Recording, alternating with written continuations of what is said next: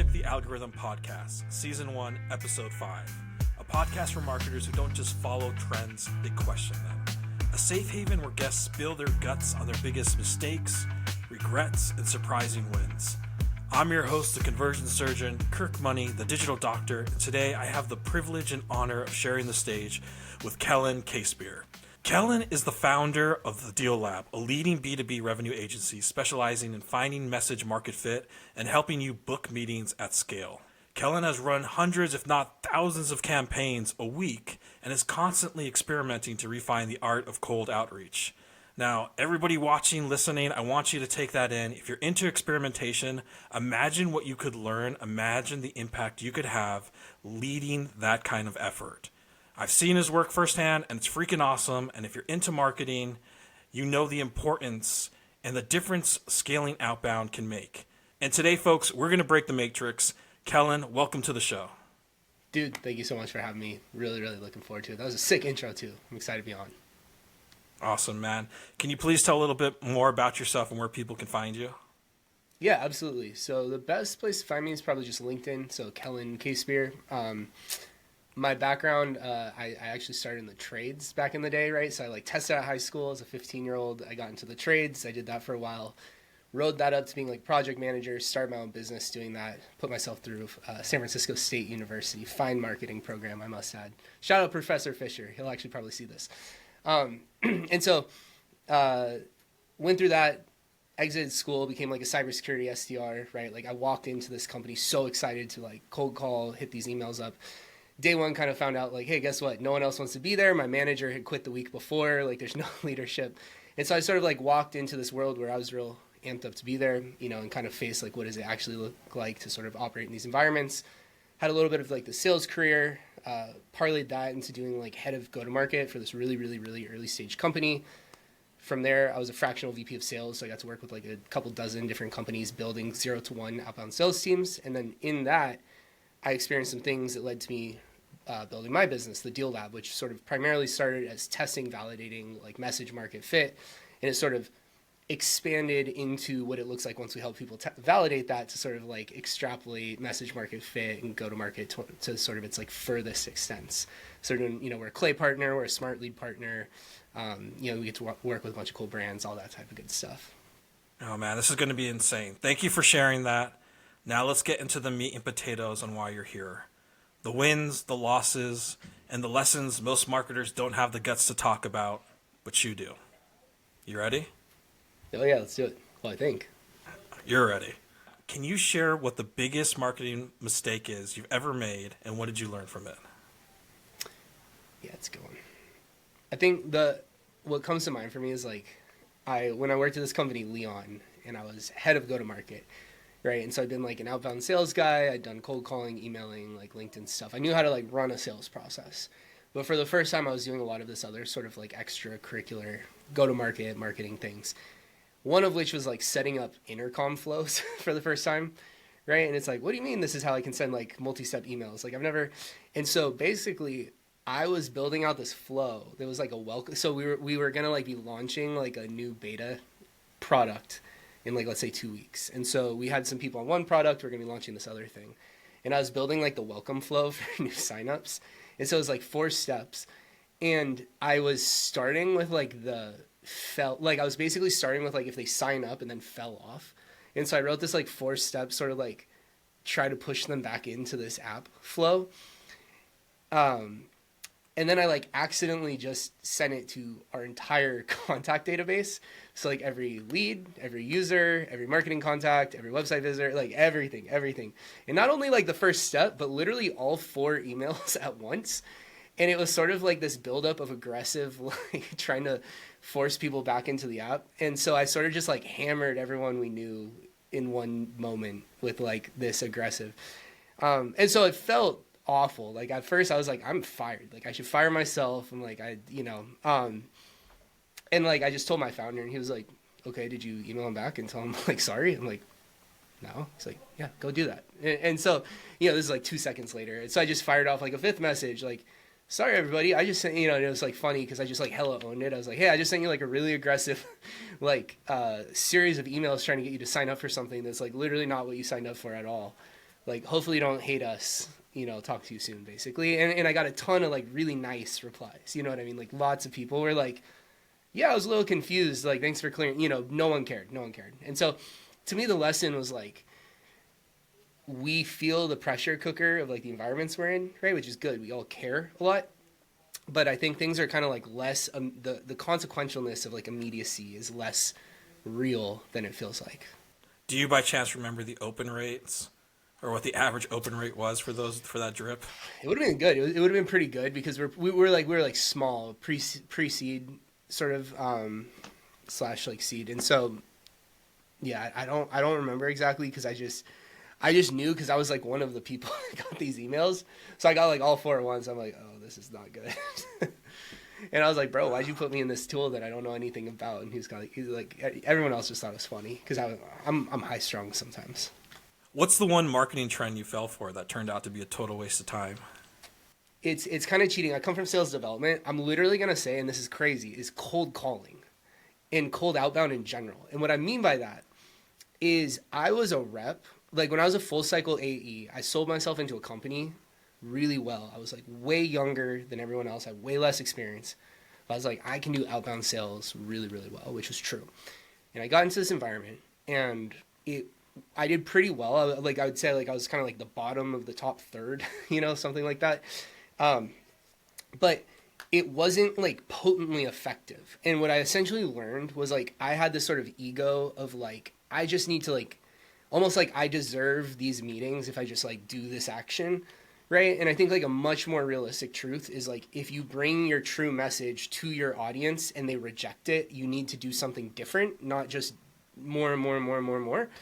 And like I as a rep just spun my wheels, you know what I mean? So I just worked like crazy hard and kind of like burned myself out, and it was really frustrating. And it was like intuitively really clear, like this is not like I'm not participating in like a very effective thing, so you kind of every once in a while have this like anomaly of a win. And like I've been in, so I think to me like the trend is just like assuming that certain actions are like this useful thing outside the context of like what is your market, what is the feedback you're getting from them, and sort of like following that. The way I maybe put it is the market exists whether or not we do, and if we can't kind of like try to drag them into our universe and communicate with them our way. And I think that that's what I was sort of participating in.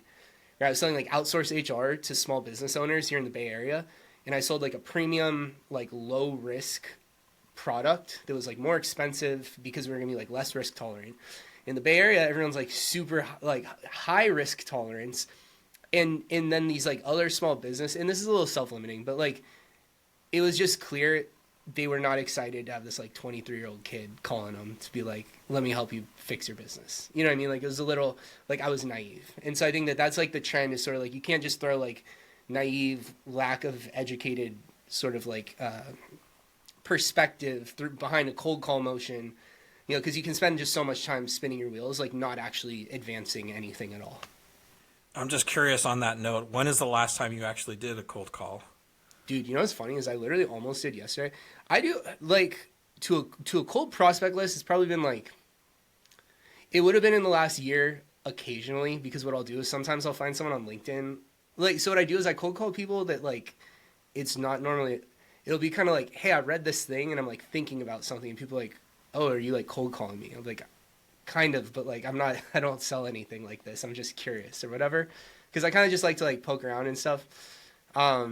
I've done a little bit of cold outreach on behalf of clients before as well, where like every once in a while I'll just kind of be so excited about some little idea that I come up with that like there was one that, would be close to home for you recently where I was like DMing someone on LinkedIn because I'm like, hey, like I'm working with this brand and I had some of the ideas. Yeah, so it's been a little bit now. It was the last time I was like heavily doing this was when I worked for Apex Revenue. Right. And like I was a fractional VP of sales, and I would sometimes just be like participating in cold calling with like our client companies. And that would have been, it's been almost 2 years since that. So that would have been when I was like heavily like a cold call environment type guy. I've done some I have cold call clients right now where I coach their teams and stuff, but I'm not hammering the phones in a way that can take credibility like I used to. What's an unpopular marketing opinion you swear by and why? Yeah. Mine's that cold email is the best way to test messaging, like far and above in my opinion. And the reason for it is again, this is a little bit, so I think there's actually an argument for the like hardcore marketers, like paid ads, I think can do very similar mechanism of what I'm going to describe. But when you go talk to startups, like startup founders, usually they're not thinking like paid ads necessarily super early on, unless it's kind of like a PLG-ish type motion, you know? So a lot of times you have someone that's kind of like, well, we're either going to like hire reps or like an agency to do some sort of thing, right? So it's sort of like, and so to me, I think that a lot of people do cold calling and they sort of rightfully go like, oh, cold calling is just the best, you know, shout out tight necks guys.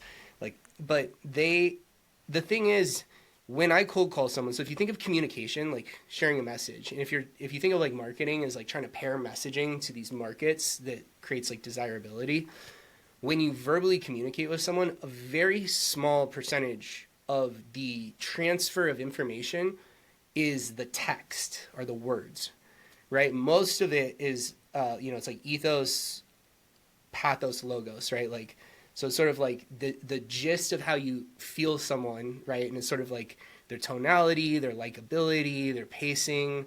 A lot of these types of things are the majority of verbal communication. So if I make a cold call and I convert, it's not to say that like this value prop was really great. It's mostly like this conversation was great.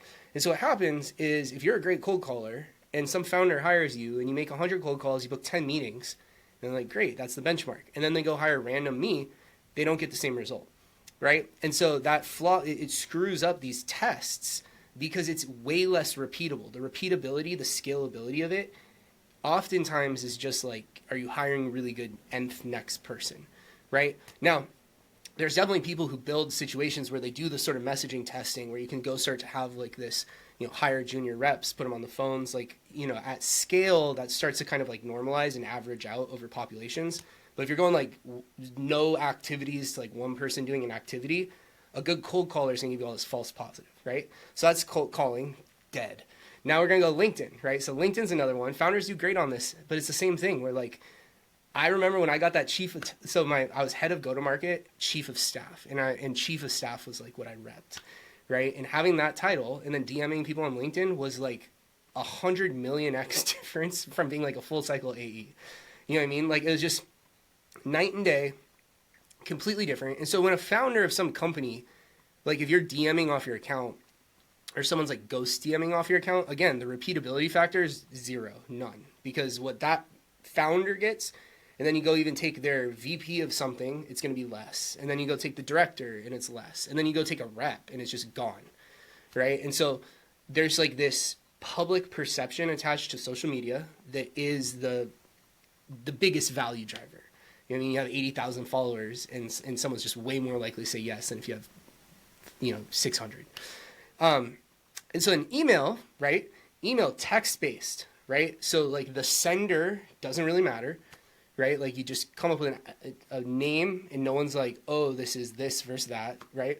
So you have this, if anything, it kind of like pushes it down because if someone goes and checks it out and it's not a real person, like they're going to be skeptical.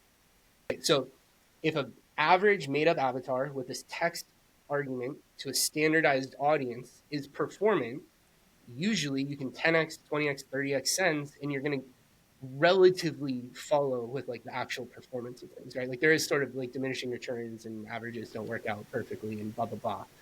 And the statisticians out there. But like generally what I've seen is like if you can find an audience, send a text-based argument to them from like a generally anonymous account, and if that's compelling to an audience, you're in a very, very, very, very good spot.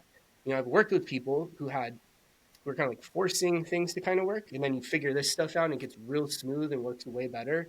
It's like life-changing stuff. And so that's sort of my nuanced, unpopular. A lot of people are like, oh, don't spam cold email. And like to me, it's like, no. It's very, very, very, very valuable. And just do good targeting when you're not spamming. So I know you've hired people before. I know you've coached sales teams. I've talked to you for hours and hours and got lost in conversations. If you were to hire somebody today to help you with sales, for example, what are some traits you would look for in that person? Nice. That's a good question. It's interesting. To me, like something I'm extremely biased. Well, okay, here's how I'd think about it and I'll explain my bias. So the way I'd think about it is like companies have orders of decision making, right? So at the top level, depending on if you're a hippie like me or not, but I'll say core values is at the top, right? And if there's any EOS people like like EOS framework would say the same. Sort of like the highest level of orientation of a company is like, do we have some sort of shared value set, right? Assuming that checks out, the next level is like goals, targets, right? So it's like, what are we trying to do? We're trying to double ARR. We're trying to set 500 meetings, whatever, right? So, and usually it's like core values is owned by like the ownership class. It's like who gathered together to say we're going to do something, like that's who sets that. And then these goals is usually set by the ownership class as well, basically. And it's like handed to like VP level, right? So it's like, hey, you're the head of sales. We need to double revenue this year, right? So you have core values, you have goals, and then that goes down to strategies. And so this person is handed a goal and they build a strategy, which is like a set of ideas and thinking, like this is how we're going to go hit that goal. They owe the goal up the ladder.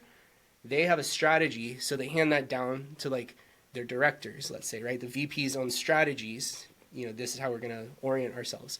Directors then like, hey, you're the director of demand gen. You're going to go tactically execute a strategy. You're going to turn this idea into like a series of actions, right, that yield some sort of results. And usually the kind of like director class is like handed that. There's also then usually around there is like measurability metrics, right? Like how do we measure like towards this goal, right? Then the metrics are handed to like the manager class, right? Who is sort of like almost like they're doing the accounting of the behaviors, right? So they're kind of going like, oh, are we doing the activities that hit the metrics that lead to, you know, up the chain? And then you have ICs, like reps, people, you know, horsepower into the system. And all they're really hired for is like propelling the motor. You know what I mean? And like they need to be, it's not to like dehumanize them, but it's like your job, if you're hired to do that, right? Like if you're the 8th rep on the team and you're coming up with these cool little it's like, no. Like that's been way figured out, right? So the reason I set the stage with that is like these things exist whether or not someone knows they own it, right? Like if you have a target and then you're talking about like the metrics, you may not have codified it, but somewhere in there is a strategy. And if you're not defining it, probably it's like all over the place, right? So I think when you're hiring, you just need to understand what do you own and what do you need to give to someone to own, and just understand like if let's say you have this really strategic VP of revenue and they're like, we need a clay person to like execute these ideas, but they already have all of the ideas. Then you can get someone way more junior in that chain of command, right? And you kind of be like, okay, I just need to get someone who can take a strategy and like tactically go execute that. Totally different than a company that's like, hey, we know this thing clay exists. We don't really know what we can do with it. Like, what next? And that might be a little bit more like, okay, you need to go hire someone that can take your targets and bring you back strategies of what it's going to look like to hit those things, right? And if I go bring someone a strategy and they're like, no, we want to do it this way. Like, I'll literally be like, okay, strategically, you own that. Tactically, this is what I'll do then. It's a different layer of ownership or whatever, right? So I think hiring, it's like, it's not about me, what I want. It's not about the individual I'm hiring necessarily. It's like, what is the system? And then what is the need for the system? And I would hire like the best eclipsed match towards what the system calls for. For everybody listening, for my mom who's listening to this show, tell everybody like, what is clay? How would you pitch clay to my mother? Yeah. Magic. No. It is magic. Yeah. So to me, clay is like, it's Google Sheets, right? It's Microsoft Excel, UI. The interface you look at looks like Excel. There are enrichment columns. So instead of just doing like a formula, you could be like, I'm going to use the data column to go find this type of company, or I'm going to find the review column and I'm going to find this review, right? Columns. And then the number one important thing is that ChatGPT is integrated into this so that you can inline in these columns do things, right? So I think that that's like, and it's sort of like an automations platform. Like if you think of Zapier, which I know, you know, mom wouldn't know this, but like there's these automation platforms and a lot of them are inline, like one thing. So you build this flow and then things run, but you don't see anything, right? Clay, you physically see all the nodes in this thing. And so you can build these automations and like watch as things develop, and you can sort of interact with it in the middle of these flows instead of it just being like launching an arrow and letting it go do something. It's basically like you can build really specific granular lists of companies or people where normally you might have to be like, give me the educational, industry, education, and then maybe like tag middle school. Now I could be like, give me all the schools I can just Google them and be like, is this a middle school? Yes or no? And return yes or no. And I can come back with like an exact perfect, yes, these are all exactly middle schools, not reliant on the tag type of thing. And so you break away. These data tools have already indexed everything. They have these pattern sets of data that everyone's using. And so it sort of steers how people talk about things because they're attached to the same data points. And if you break away from that, you can create your own data points and your own creative sort of narratives to give to people. You can make better arguments, and it's a pattern interrupt, which improves it even if it wasn't actually logically better. Yeah, it's awesome. You hear that, Mom? There will be a quiz on this later. Yeah, exactly. We'll be sending that out. What's a marketing best practice that you think is actually terrible advice? It's like kind of a corny answer, but it's like listening to advice. Like I pretty much just think like, and what I mean by that is it is bad to be oriented towards wanting to copy things because you're inherently like behind the ball, you know, like, so it's really good.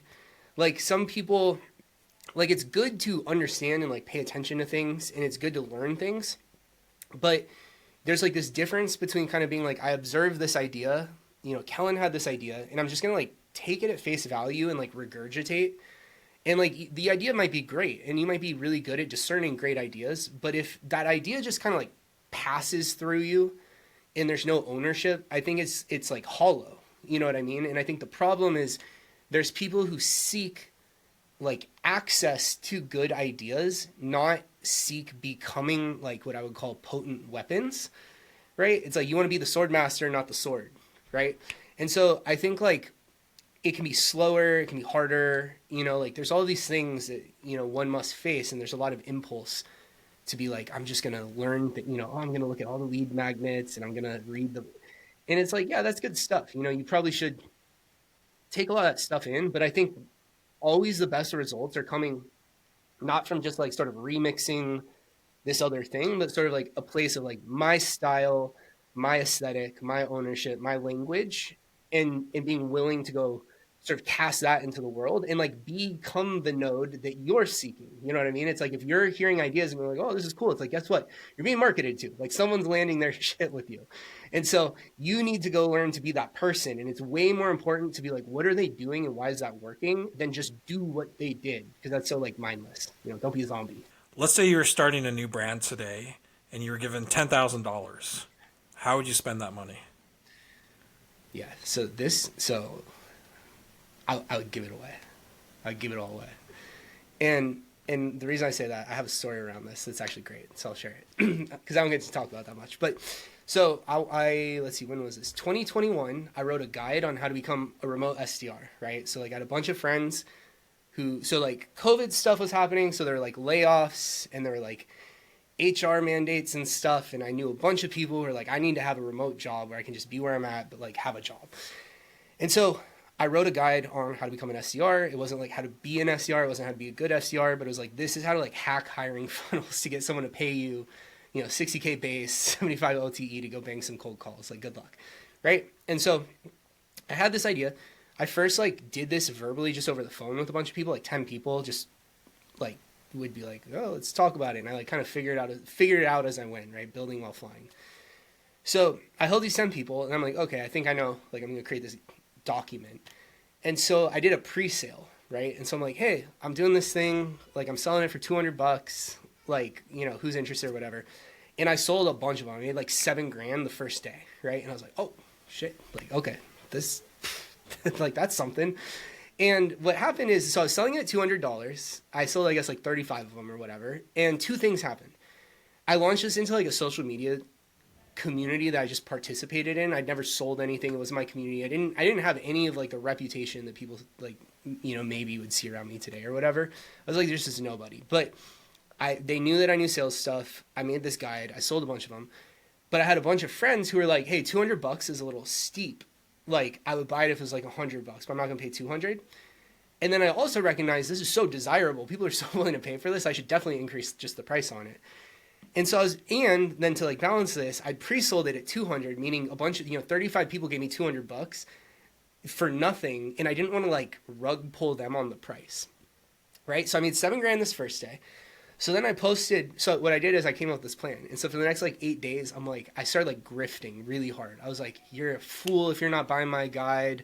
Like, if you ever think there's any, like, I was going really gnarly and everyone's like, what the hell? This is not like, and I kept on going, trust me. Like, and I posted like a date and a time, 4 p.m. Friday the 18th, like, check this page, you're going to see. And so I pushed this and I got a lot more sales, right? I don't know, I probably sold like 11 grand across this like 2 week pre-sale period, right? Like 7 grand immediately. And that gave me this idea. And so I'm like, buy it. And I give people, they're like, I don't even know why I did this, but I just bought your guide. Like, I'm excited to see what the announcement is, right? Like I really built up all this buzz. And so then what happened was, so when the time came, it was like, it would have been, call it like December 23rd, right? So in December 23rd, December 18th, maybe, I like dropped this video and I'm like, yo, first of all, thank you guys so much. This was like one of the first like online products I did, right? This is kind of like my first little like entrepreneurially, like, I was like, whoever bought this, like, thank you so much. This has been amazing, really exciting. I'm like, so here's what I'm going to, and I'm like, and I kind of told a little bit of the story I just said. And I'm like, so here's what I'm going to do. I'm like, if you already bought this, I already just refunded you like 10 minutes ago. I'm like, everyone got your money back, all of it. So I just gave it all back, 11 grand. I'm like, you get the product for free. Like, your confidence in me taught me a lot. Like, I was like, thank you. Like, this is amazing. I was like, second, anyone who didn't buy it, I told you so. Like, I told you guys you should have bought it. You should have trusted me. You knew I would never grift to you guys like that. Blah, blah, blah, blah. And I was like, so here's what I'm going to do. For the next, like, 2 weeks until the end of the year, $100 only, right? Like, it's only $100. Like, go get it, blah, blah, blah, blah, blah, right? And I'm like, and then secondarily, at the end of that period, it's going up to $300. I'm never going to put it on sale again. Like, thank you guys so much. Have a great holiday season or whatever, right? So I did that. I think I made like 30 grand in the next like 2 months, right? Over the next year, I literally made $100,000 selling this stupid PDF, right? Because I got a huge amount of momentum off of this. I had so many people. There's a number of people who have bought it like 7 times. Just like anytime someone in there, dudes who own a law firm and are like, hey, I saw you do that. And so then anytime they come across a young person, they'll like go buy it, right? Or they used to. So they would buy it. And so I made a bunch of money off that. And it like parlayed into like a community and like a lot of kind of my reputation and blah, blah, blah. And so eventually I made the thing free. Now it's just free now. Cause like the ethos is like give things to reps, charge companies. But yeah. And so like I had no playbook. I had no idea. I wasn't like, I'm going to make a bunch more money doing this. I just thought it'd be funny. Like, I thought it'd be funny. I thought it'd be interesting. I don't know. Like, I spiritually just felt connected to this idea. And doing it was like one of the smartest things I've ever done. It completely changed my life. And so I think like you've got to have this desire for like kind of pattern interrupt and creativity. Like you have to, that's the stuff to pursue. And when you don't make it this, I think like the more that you can just try to participate in like cool, interesting, creative things, like people will serve you, like it kind of comes around. It's like a big, like karmic energy type thing. So anyway, so if I had $10,000, like if someone just gave me $10,000, I would immediately go like, how do I give this away? I would just do something crazy, something funny, and it would just work. I might, I don't know. Yeah, it would totally work. I actually think this is like a crazy underrated thing. Like, can you imagine if some company gave like a random SDR like 50 grand? Like, imagine if it was just like some CEOs, like over the next year, I'm going to like, here's my phone number, whichever SDR calls me over the next year, I'm going to give $100,000 to the best cold call I get over the next 12 months. Right. And if this guy just like, or girl posted this video series and they were constantly talking about it and they meant it. And then at the end of the year, they literally $100,000 suitcase or whatever. Like, think about how that brand would be known forever. That person would be known forever. Everyone would love the company. Like, it would launch that person's career. The company that person works at would benefit. Like, easy, cheap marketing. So simple. I don't know how cheap that really is. But, like, and it's just a better life. Like, if you can participate in the world where, like, that's what you're doing instead of, like, what subject line. Like, so much better. That's such a great story. And what's really also great about that story is I'm not surprised hearing that story from you. Like, having worked with you, having talked to you about like what you do and the craft and just how giving you are with all the stuff that you do, that's freaking awesome, man. Thank you. Very my cool. My mantra became, so when I was at that, like, I was a full cycle AE, and like they paid me like good base. I made like a life changing, like it was kind of like crazy at the time, and I left that to go to that chief of staff role, and I like severely cut my pay. Like it's like I was like definitely trading in like job security upside to go do crazy startup stuff, right? And like, as I was trying to figure out what was the right thing for me to do, I just bought a house in California, like I have a mortgage. And like when I was trying to figure out what to do, the phrasing I came up with was like, do what excites me, not what makes the most sense. Right. And if you free yourself from having to like justify like logically what makes sense, like I don't care, it's like it's this weight off of you. You know what I mean? And if you're just willing to sort of like do unique things and like sort of exist in the world a little bit differently for a little while, like a little bit less like I need to extract and more like I'll just put into this. I've just found that it's like I actually think it's like an easy advantage. It's like just need to win on a slower timeline than everyone else you're willing to help. You know what I mean? It's like people awesome. People love you for it. Like it's easy. On that note, what would you say is the most ridiculous client request you've ever gotten? Yeah. I think to me the most ridiculous one is like if it effectively comes down to like yeah, but like all I care about is like getting this result. It's the worst thing because like it means nothing and it like sounds it's just like baseless. You know what I mean? It's kind of like we could take your audience, we could send them your offer, and if you've like diced it a million which ways and they've just kind of said like we don't care, like, and I'm going like, hey, look, so what we're finding out is this, and I think we should try. And it's like all of the, it's like here's the analysis, and if someone's like, that's great, I just want to do whatever's gonna work, it's like that's not helpful. It goes back to like my hollow thing. Like the goal can't be like I don't want to get better, I just want better things to happen. Like the universe doesn't really reward that, So yeah, I think like the most ridiculous client ask is just usually like around a result without any sort of like same like you're running campaigns like I know we've been getting 7 meetings a month. In order to justify this, we need to be at 40. And you're just like oh yeah, let me just turn the 40 button on. Like I've had that off this whole time, but like okay, now that you asked so nicely, it's just like ridiculous. It's like what like I literally kill myself to make this stuff work. Like I promise you. And so I think that, it's like we can align with things, but to just sort of be like, I just want you to yield this out of the ether. It's like, a little less excited about that. What's one piece of marketing advice you'd give that sounds wrong, but actually works? I would just say, like, don't focus on yourself so much. Like, it's like it's a lot of time, everyone's oriented to their goals, right? Like, it's very natural that it's like, I'm an AE, I want to make $300K a year. Like, what do I do to do that? Which is like me.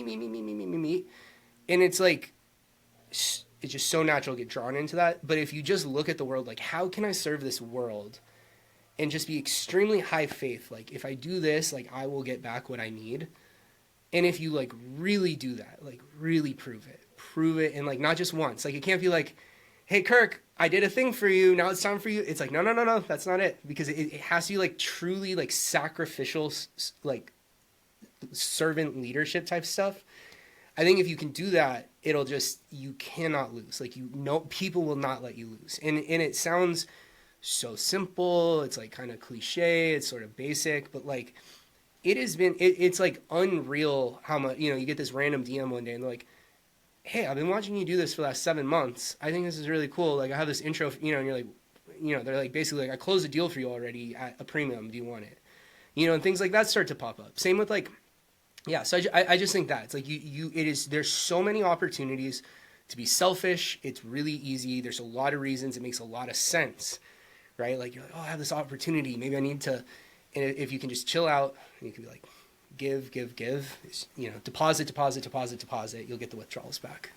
What's one marketing skill that's made the biggest difference in your career?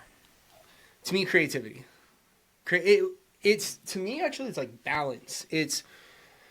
Or nuance. Like, creativity is a piece of it, like the logical piece. And I think sort of like, if you think of it as really easy to extremely high index on our nature, then being able to develop the skill of sort of like it's like if you default extremely high creative, like flex the muscle of like engineering and precision and sort of like operational effectiveness, right? And if you lean that way, like flexing the creativity, right? Like we've all worked with, it's like, oh, you got this RevOps person that's like so like the data and you're like, we can't get anything done because they're just policing the data. And then on the other side, you have times that you have these like creative CMOs or something, and they're like so high level, they're in outer space, and you're like, yeah, like what do we actually do? Like what industry do we target? And they like can't tell you that because they're way too in the ether. And so I think being like rounded, balanced, and able to align these people, again, not be selfish towards like, how do I pull what I need? The creative person's like, I'm creative, and if I force the conversation there, I have an advantage, right? Like the data person's like, if I force it into like data normalization and stuff, I'm gonna have an advantage because that dude won't go there. They're not gonna participate. And so being able to like kind of pull these things together, right? And be like, hey, creative person, you have these really good things like data, like how do we congeal this? It's what ends up happening is like, it's not about you. You know what I mean? It's not about your skill set. It's like the best skill set to develop is like understand the situation and like serve into the situation what needs to happen to advance the mission. And which again sounds like basic, simple, but just, I was just talking to a dude like an hour ago who was like, I'm trying to interview for this job. Like I have these things, I don't have these things. Like how would you? I was like, dude, just tell him. Like, be super direct and be like, you would hire, I don't have this. You wouldn't hire me if it's this. You will if it's this. And instead of trying to like pull out like favorability, just inject in clarity. Like make it easy on them, and they're gonna like you. Stuff like that.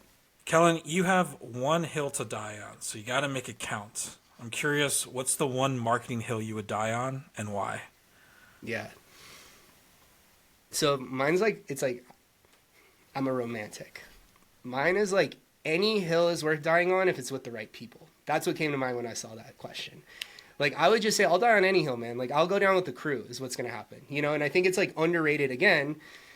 It's like, sometimes that's what needs to happen. Like there are times you can be right.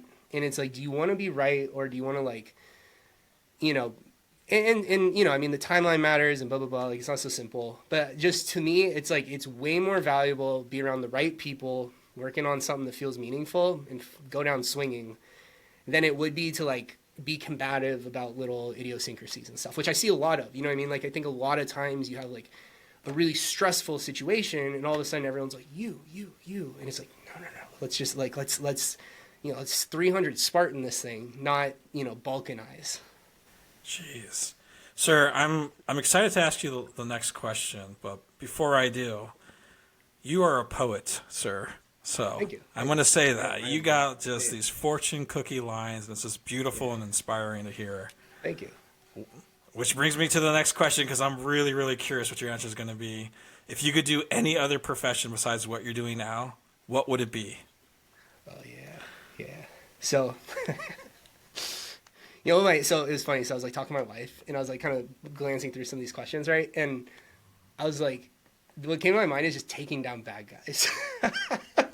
It's like, I just want to like, but it really where it came from is like, I'm a very like intense person, I'm like very like, I have like a lot of physicality, right? Like I would, so really what it is like, you give me you give me $10 million right now. I'm going to Tahoe and I'm starting a jiu-jitsu gym. That's what I'm gonna do. I'm gonna do something nice. Like I like coaching. I want to be around people, self-improvement type stuff.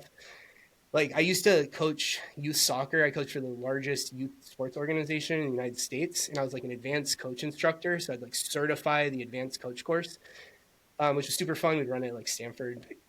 And so like I've done a lot. Like I coached youth sports for a really, really, really long time. My dad was like my coach and I coached with him. He was sort of like taught me a lot. And so I think like I gravitate towards like, there's like coach type people in my life who like really serve me.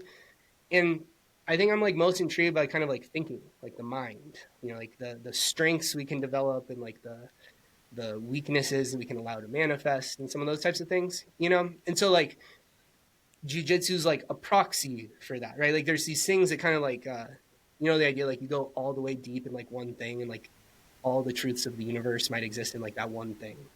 Right. So it's like there's dudes that go all the way down the jiu-jitsu rabbit hole and they're telling me same type of like meta learnings that I'm learning running go-to-market. Right. And so I think for me, it would just be getting like, I would get to some sort of like much simpler, much more like one-to-one type of something like that. I also aspire to have like a cattle farm, like a beef farm. Yeah, you could have the farm and then be like, come down, here's jiu-jitsu, everything all in one spot. Exactly. And then have some GTM workshops. There you go. Yeah. You said it in the beginning. Say it again. Where can people find you?